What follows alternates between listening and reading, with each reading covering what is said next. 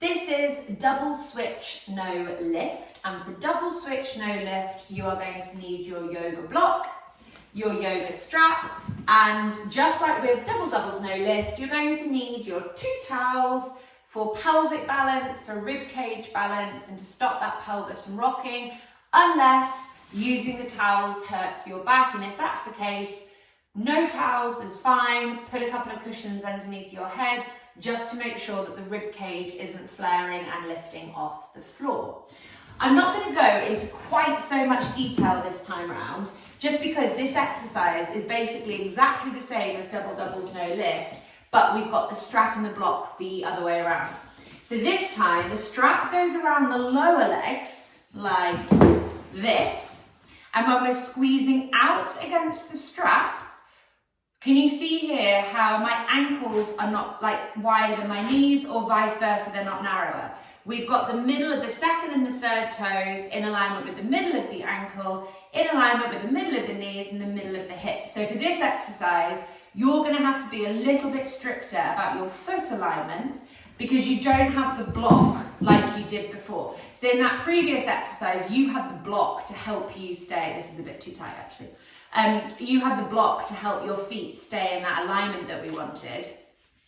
But this time, you're not going to have that because the block is going to go in between your knees. So it's up to you, a little bit wider. God, my strap gets so hard to undo sometimes. There we go. You're going to have your setup a bit like this. And so it's up to you to make sure that your feet are probably a little bit pigeon-toed, more so than they want to be. Okay, so we're getting ourselves in that same position as before. Make sure that the feet aren't too far away from the body. The yoga block is in between your knees in whichever orientation it needs to be to keep your knees at hip width apart. The soles of your feet are flat to the floor. And in this exercise, you need to make sure that you're not lifting your big toe joints up off the floor. So you might notice that rather than doing what I'm going to ask you to do, that you're trying to rotate your feet upwards. Big toe joints need to be landed on the ground throughout. Same rules apply in the upper body. There's no rolling forwards and backwards at the pelvis. The abdominals have no job that they need to do here at all. This is all about what's happening through your legs. So try and keep that upper body nice and steady, relaxed and calm. Focus on the breath, and we're doing that simultaneous squeeze out whilst we squeeze in with the block. So the movement is the same, but it's just the other way around. Off we go. So we are squeezing out with our lower legs, which is different to rolling our foot up off the ground. At the same time that we squeeze in with the block. We hold and we release fully. Relaxing and releasing is just as important as that kind of engaging and working. Squeeze, hold, release. Squeeze, hold, release. So I know that this exercise can feel really difficult to coordinate, is probably the best way to describe it. It's just a weird one when you haven't done it before. And especially when the muscles just don't know what's going on and aren't responding properly, it will feel really awkward.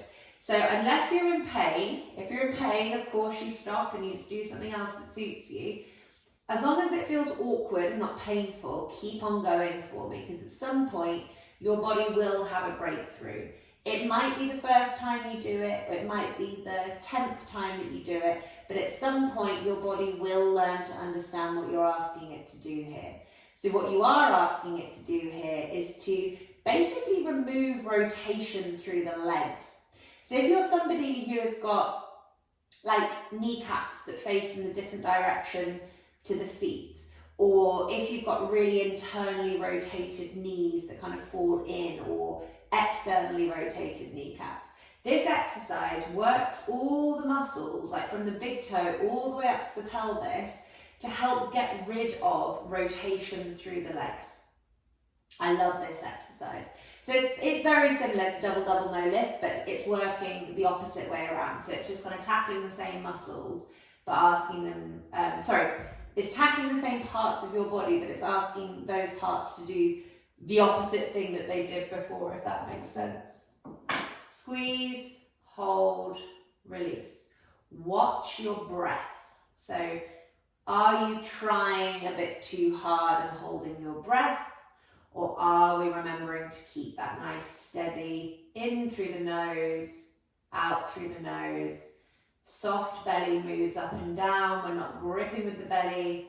The belly has nothing to do here except focus on the breath. The pelvis stays still. And actually, if anything, it rolls a little forwards anteriorly in the direction of the towel. And that just stops you from recruiting the abdominals to kind of pull you down. Hands, arms, shoulders, jaw, etc. all relaxed. We're making sure that the big toe joints do not lift up off the floor. There's no movement through the feet. You're squeezing out with your lower leg bones, your tibia and your fibula. And there's going to be a little bit of a reaction in the arches of your feet just because they're connected. And so yes, but you are not lifting the balls of the feet up off the floor, and the big toe joint on the ankle is certainly not initiating the movement. It's a really odd one, and this one burns my legs so much. It's such a good one for me. But we're just making sure that it is that lower leg from kind of knee to ankle that's initiating the movement. You're not trying to kind of buckle out in the ankle to lead the movement. So we're squeezing out with the strap, in with the knee, hold, release. I feel a lot more work going on in this one. I don't know if it's just because I filmed double doubles no lift before this, but this one just normally gets me quite a lot more than double double no lift does. It's a very good one. It really goes after like my sticky right hip, and I can feel that I get a lovely release in my like mid-back scoliosis. It helps my shoulder flatten down to the floor. It's just a very good one, but don't you think that I find this one easy, because I definitely don't. Got just over 30 seconds left. Just have a think about those feet on the floor. Can we change the position of them slightly to get even more out of this exercise? Have they started spinning out to the side as you spend longer in this? Just make sure that the feet haven't started cheating as time is going on. Just over 15 seconds left.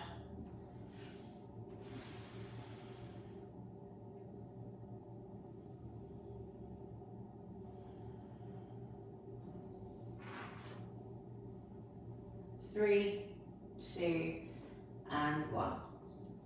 Nice job. That was double switches, no lift.